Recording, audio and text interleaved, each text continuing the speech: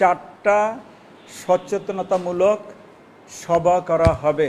সেখানে আমাদের কমিশনের পক্ষ থেকে ছাত্রছাত্রীদেরকে আগ্রহী প্লাস ভোটদান কিভাবে হবে সেই বিষয়ে জ্ঞান দিবেন, নলেজ দিবেন, যাতে তারা বুথে গিয়ে অথবা কেন্দ্রে গিয়ে লাইনে গিয়ে নির্বিঘ্নে ভোট দিয়ে আসতে পারে, কোনো প্রকার যাতে জটিলতায় পড়তে না হয়।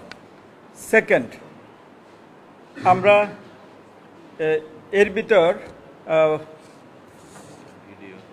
ভোটদান প্রক্রিয়াকে আরও সহজ করার জন্য আমরা একটা টিউটোরিয়াল ভিডিও এর ভিতরে এর মধ্যে আমরা ওয়েবসাইটে ছেড়েছি, ঢাকা বিশ্ববিদ্যালয়ের ওয়েবসাইটে আপনারা দেখতে পাবেন।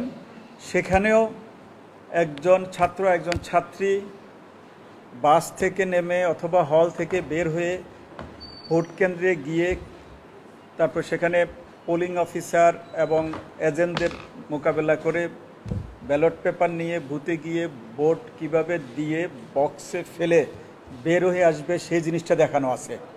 এতে আমাদের নতুন ভোটার যারা তারা সহজে বুঝতে পারবে যে আসলে ভোটদান প্রক্রিয়াটা কেমন। থার্ড হচ্ছে, আপনারা জানেন আমরা প্রথমবারের মতো ভিপি জিএস বিতর্কের আয়োজন করেছি আমাদের টিএসসিতে।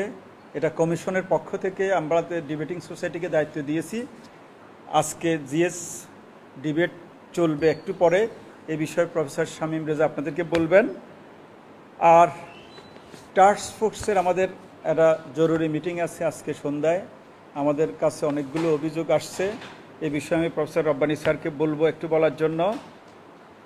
আর এই তো আমরা চাইব, আমাদের আগেও বলেছি, আমাদের ভোট দান প্রক্রিয়া যাতে শৃঙ্খলায় হয়, কোনো ধরনের হ্যাসেল যাতে তৈরি না হয়।